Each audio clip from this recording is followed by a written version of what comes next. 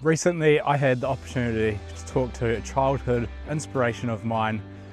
Not only did he beat Tiger Woods in a playoff in the 2005 US Open, he's also won the New Zealand Open, had a top 5 finish in the British Open. He was an inspiration to many Kiwis alike. Welcome to episode 3 of One Take Wonders. Let's go have a chat with Michael Campbell. Welcome to episode 3 of the One Take Wonder series. Where did your journey begin? Like, what was the beginning for you? How did you get into golf? Well, many years ago, I think I was around 6, 7 years old. My father, I started playing golf at a very small golf course called Titahi Golf Club. Yeah, It was a sheep farm. It yeah, was basically fences around the greens, sheep everywhere. He started playing golf and he pulled me out of bed in those early winter mornings to caddy for him, which I hated because, it was cold. yeah, I didn't like playing, didn't like watching golf and watching my father play golf because I thought it was a boring sport for old men. It was kind of portrayed that way in my mind. And obviously, when I was 6, 7 years old, I want to be an All Black, a rugby player, an All Black, and so I played rugby. I didn't play golf, but um, my treat afterwards was a meat pie and a strawberry milkshake. So I was looking forward to lunchtime after yeah, caddying from in those Sunday mornings, and just one day I just picked up the golf club. I was probably 8 by then. My dad's left-handed, so I was swinging left-handed, and I that was it. I was yeah, hooked. But I played many sports growing up in New Zealand, as we all did back in the yeah. 70s and 80s. I played rugby, softball, basketball, tennis, squash, badminton. Yeah. I was very, very sporty, and golf was probably a very bottom of the pile.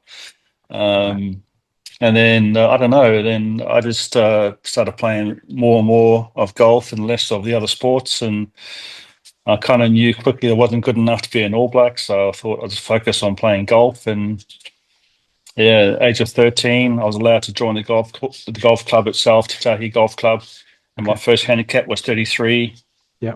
at the age of 13, and I was quite tiny then and quite skinny, and so I didn't hit the ball very far. Then I had a massive growth spurt, you could say, when I was 15, and I went from 33 to like from scratch or zero or maybe one or two handicap after 2 years of playing golf. Wow. So that's when I started to really focus on just playing golf, really, and just gave away the other sports. Yeah. And yeah, and that was it really, and the rest is history. So Yeah. And in terms, that's I how it guess, started. Yeah, that's how it started for me, and yeah, that's how I kind of realized that maybe I got a chance here yeah, of being a professional golfer one day. yeah, Because back in the day, I forget this is back in the early '80s. There weren't very many professional Maori golfers yeah, around. There's a few, but not playing on tour. Didn't play on the PGA Tour or the yeah. European Tour. Um, and I kind of saw that a little bit, and I thought maybe I can break the mold and maybe turn pro one day and win a major. Yeah. That was my goal, and yeah, so that's how it all started for me Yeah, all that's those really years cool. ago. And like obviously a lot of people they look back on, like, they look at your career now and they think, well, maybe they don't think this, but sometimes you get this image that you started off with a nice new set of golf clubs and Oh no! all this sort Oh of no! stuff. No! No! No! Like Not even close. what were resources No. like for you? Because I know when I started golf, I had a cut down ladies driver and a putter and a 7-iron, and that's all it was. And most people, they had like a humble beginning. So it's quite inspiring for people, I think, to hear of successful people from their humble beginnings. Yeah. I Mm. mean, as I said before, my first golf club was left-handed, a six Yeah. iron, cut down 6 iron, Yeah. and then I switched to right-handed when I was probably about, I don't know, 8 or 9 years old, and got had one club. That's why Yeah. I had probably two golf balls. Yeah. Um, but the thing is that what I did from the very beginning as a kid is always set myself goals. Yeah. And I remember, funny enough, I actually found this little book I used to write in when I was a Okay. little kid, goals like break 110 Yeah. by a second-hand driver, or break 100 by another club. So I had half a set like Yeah. probably like a 3-wood and a 7-iron and a wedge and a putter. That was it. That's all I had. And then, Yeah. but I think setting goals like I did back in the day when I was younger made me kind of more motivated and more focused on my result. And then after about probably 14, 15, I had a 4-set of clubs. Yeah. I remember my first second-hand, or brand new to me, but second-hand golf clubs was a Bobby Locks. Bobby Locks, that's going back a long time ago. Yeah. And I remember getting the 4-set of Bobby Locks Yeah. golf clubs, and I thought, wow, now I feel like a real golfer. So that was the age of 14, maybe Yeah. 13, 14. And then, and after that, I got sponsored on when I made the Wellington and New Zealand junior teams. I started getting sponsored by Maxfly and Titleist. And so it's been things started changing. But yes, Yeah. very, very humble beginnings. Yeah. I tell the story how I used to, tee the ball up on cheap shit because I couldn't afford tees, Yeah. things like that. And Yeah. went from that to winning a major tournament. So it's kind of a cool story, and Yeah. I've shared the story a lot with a lot of people, and they kind of find it, they can't really work it out how it all happened. But I think if you have that motivation, you have Mm. those particular skill sets, Yeah. and if you've got the desire to succeed, I think anything's possible. Yeah. And a lot of it's just about taking action, isn't it? And one thing sort of falls into place after the other as long as you keep turning up and staying committed.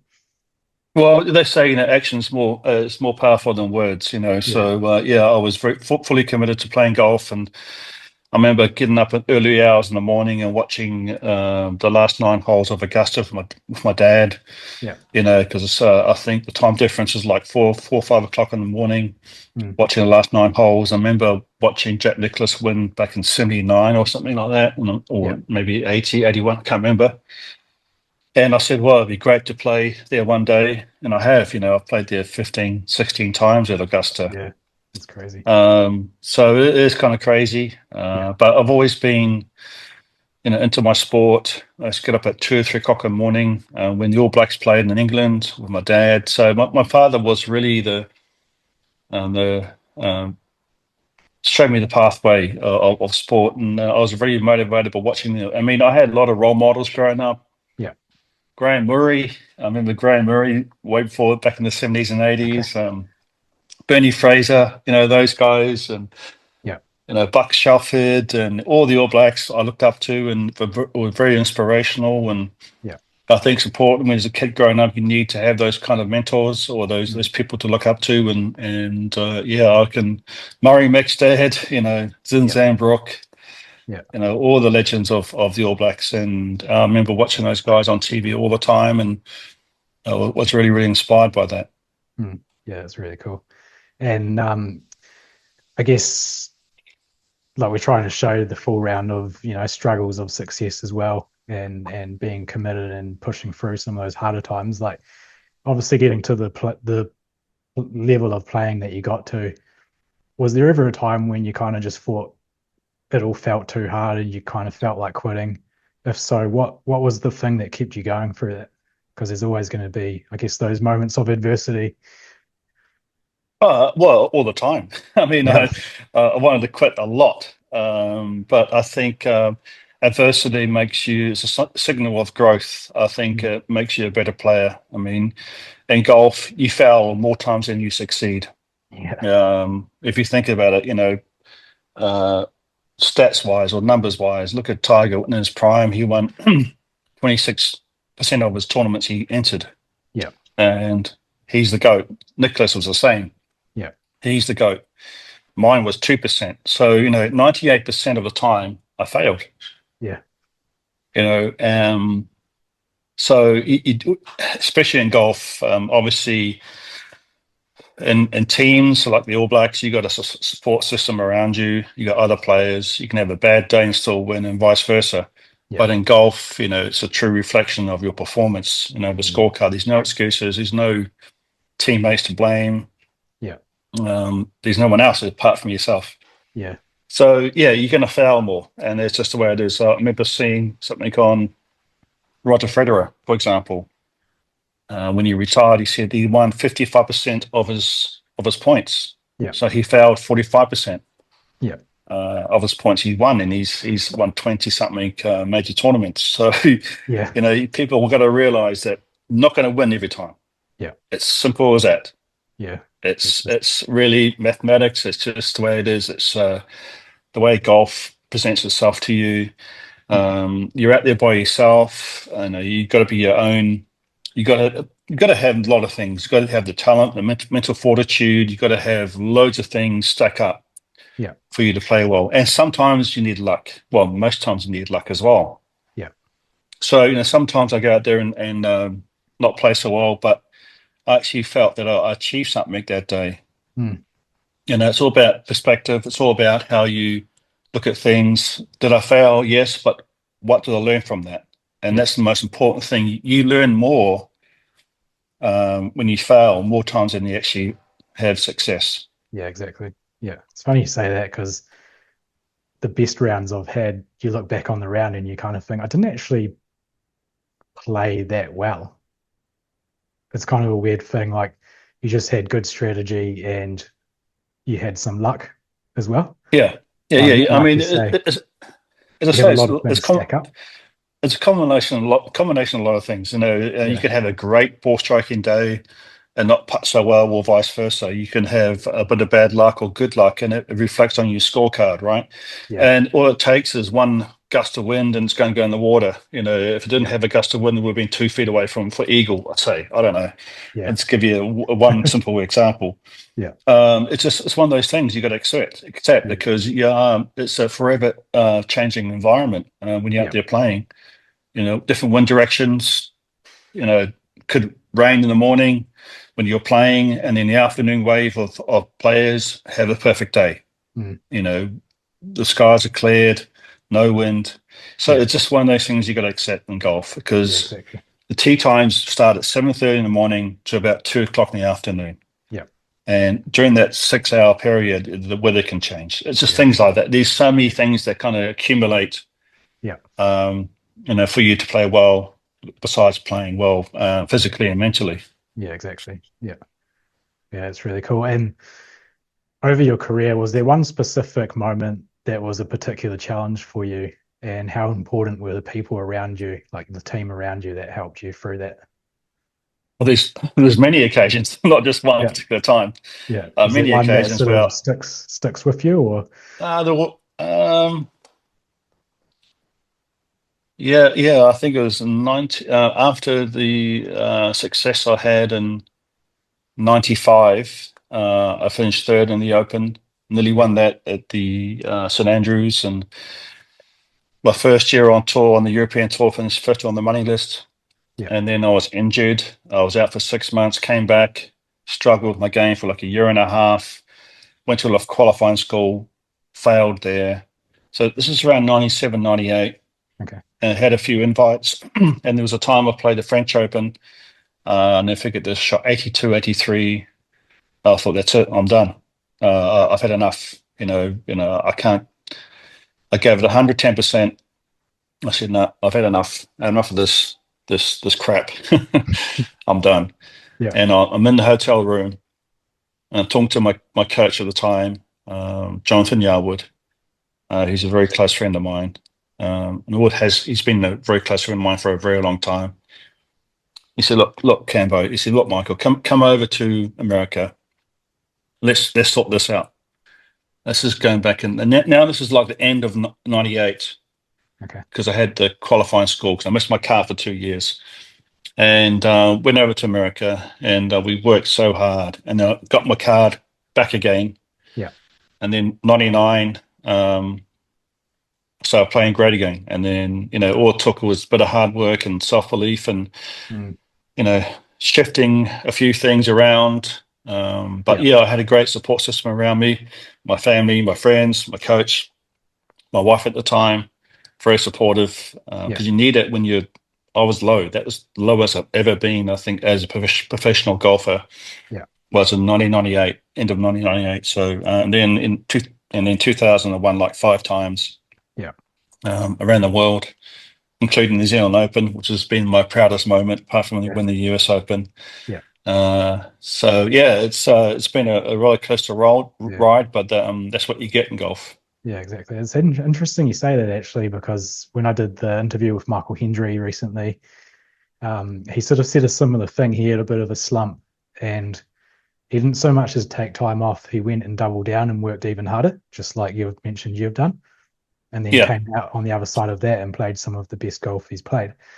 So it's quite interesting, just that perspective on hard work. Nothing's going to come to you without putting in that time.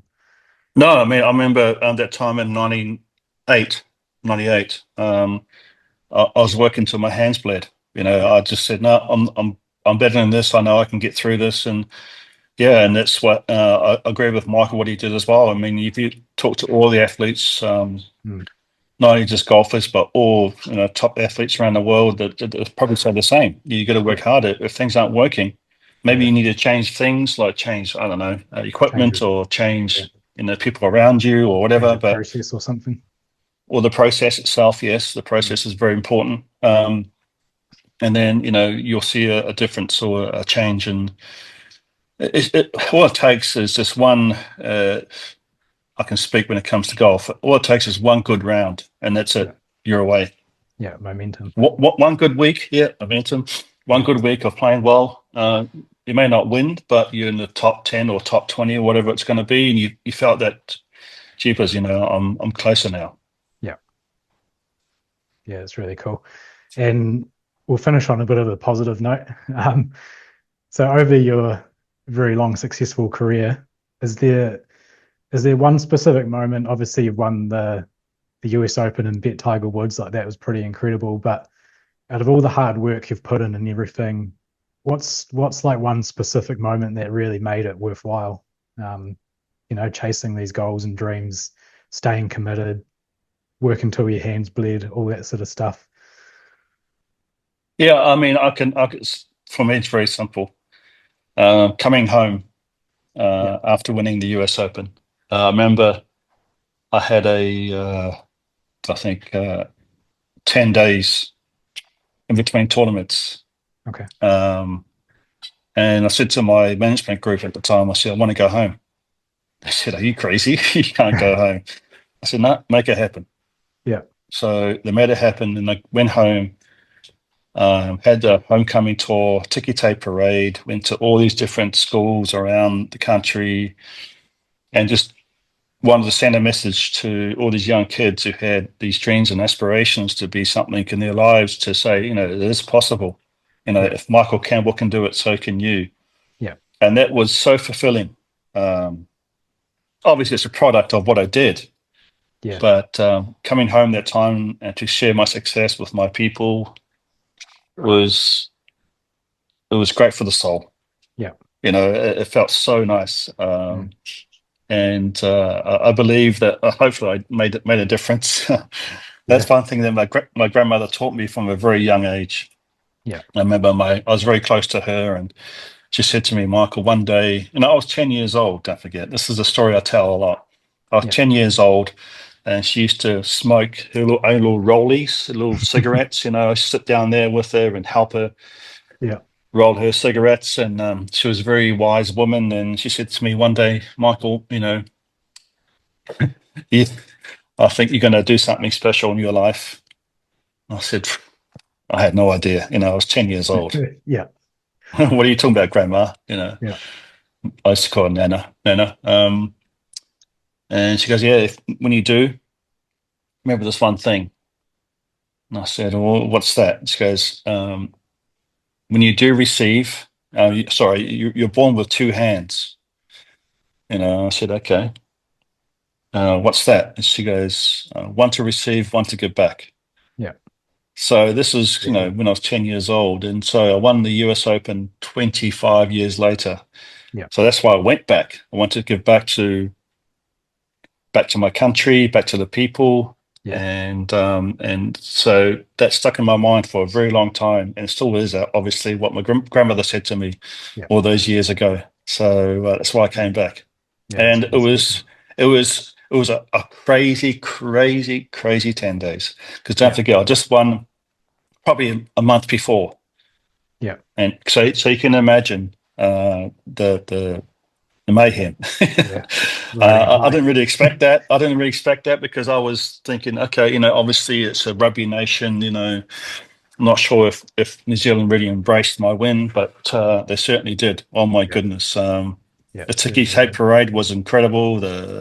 All the interviews I did, I can't remember what happened those 10 days, but all I can remember really is the kids' faces when I walked through the schools and Yeah. with the US Open trophy. So that's been amazing, for your soul. So it Yeah. was a pretty cool experience. I think that's the one really cool thing about New Zealand too, is that it just takes one person to achieve at such a high level to inspire so many kids. And you see it now, there's so many talented kids out there that need that inspiration. And like yourself, you definitely inspired a whole generation of kids to go out and try harder and play harder and practice and all of that. So yeah, it's pretty Well, special that's time. I think if you ask any top athlete who has a high profile, that's their responsibility. Yeah. It's simple as that. That's the responsibility to pass on Yeah. the inspiration to these young kids, because Mm. I believe that everyone's got a certain talent. Yeah. You just got to find it and nurture it and Yeah. see what happens. It could be in sport, could be in music, could be in anything. I don't know. Yeah. But everyone's got something. Yeah. That's really cool. Yeah, well, thanks for your time, Mike. Really appreciate you putting time aside to do this interview, and Pleasure. all the best with your future. And yeah, wish you well. Thanks, Gary. Thanks. Cheers.